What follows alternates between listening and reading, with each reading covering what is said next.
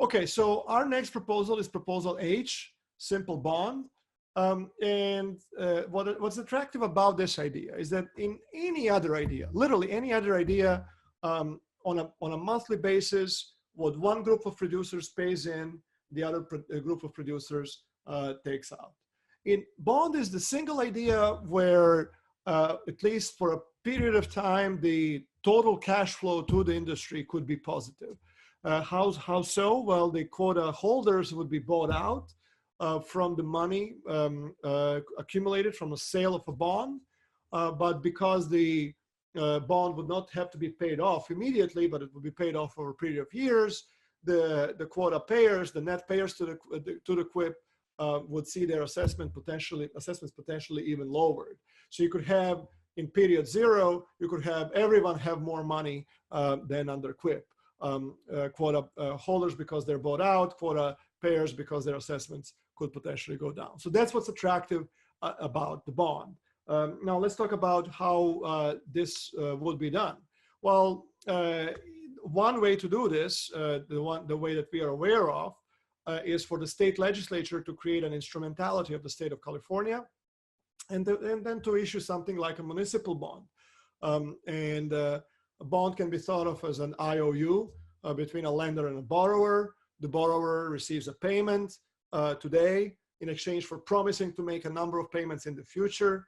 And under this proposal, the state of California would say, hey, bond buyers, here's however many hundreds of millions of dollars worth of bond.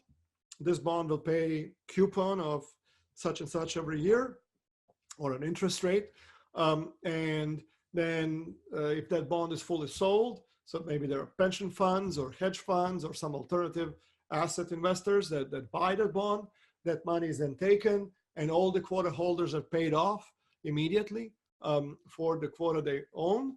And then how do we pay off that bond? Well, all the producers that stay in business, potentially you can also design it to those that were bought out, are on the hook for a number of years as well, if that's considered just by the community.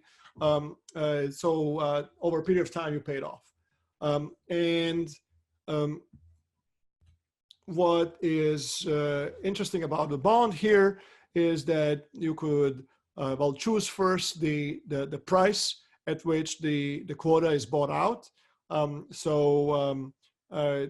Here the green indicates all the potential constellation of duration and assessment per hundredweight that would yield a quota buyout price that is beyond the current market clearing price for quota.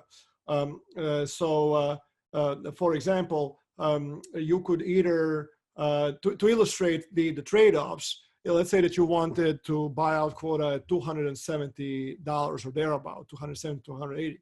But there are two ways that you can do that, or multiple ways you can do that. You could do 5-year bond with a 35-cent assessment that would give you a buyout price of 272. Or you could do 8.5-year bond at 25 cents assessment that gives you effectively the same. It's just $3 more for a payout. Or you could go 10 years at 20 cents. So the longer you're willing to go, the longer you're willing to keep on paying the bond, the lower the assessment can be over that period of time to arrive at the same price that the quota would be bought out at. So that's the choice that you would make with the bond. Couple of things that would need to be changed. Perhaps the most important thing is that bond has to be taken seriously by potential investors. There's not a single investor in the world that would buy this bond if they knew there may be another surprise around the corner, Chapter 3.5, or some other referendum, or some other legal challenge that, if it prevails in court, would effectively block any further payments of the bond. So the state of California would have to guarantee the bond, and then the state of California would most likely, almost certainly, would impose similar requirements on the dairy community. In a sense, if you agree to a bond as a dairy community, there'll be no more referendums after that to overturn it. You can imagine how incentives might change a month after everybody receives their quota buyout dollars. At that point, there's not a single person anymore in the industry who would, if they had a choice, wish to preserve QUIP, because everybody's bought out.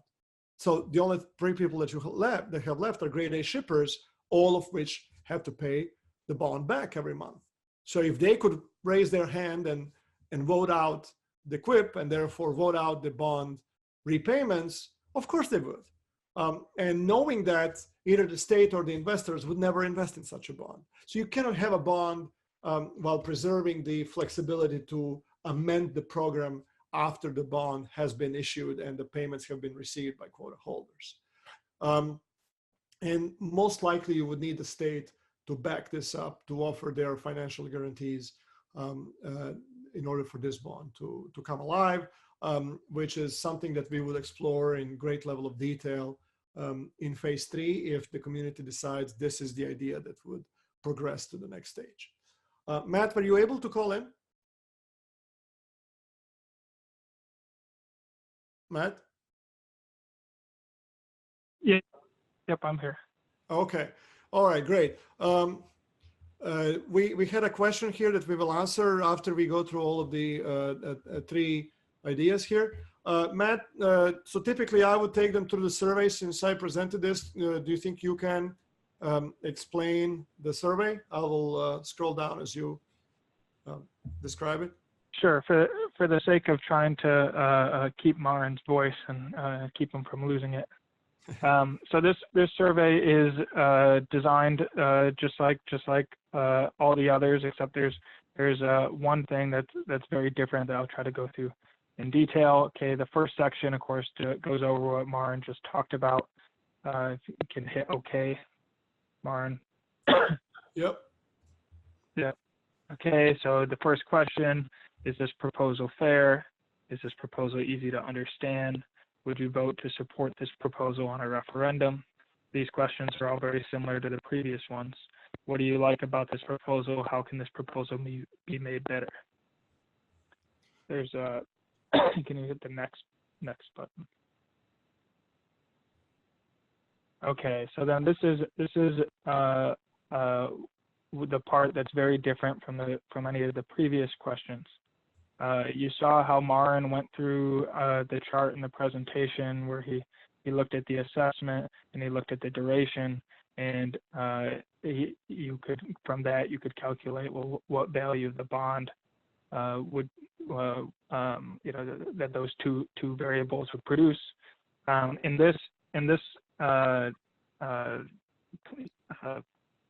table, you're asked to choose, correct me if I'm wrong here, Marin, just one, which is the price that you would personally support, but also that you believe would generate sufficient support to achieve that 65% majority. So just one price you think that those 2 things you would personally support that you think that we can get a consensus. Yeah, so find one combination on this table that you like, but you also believe that the other side would like, whichever one is the other side of yours, it's a price that you believe could actually get to a consensus that you would personally support as well. So we'll set aside a minute for this survey.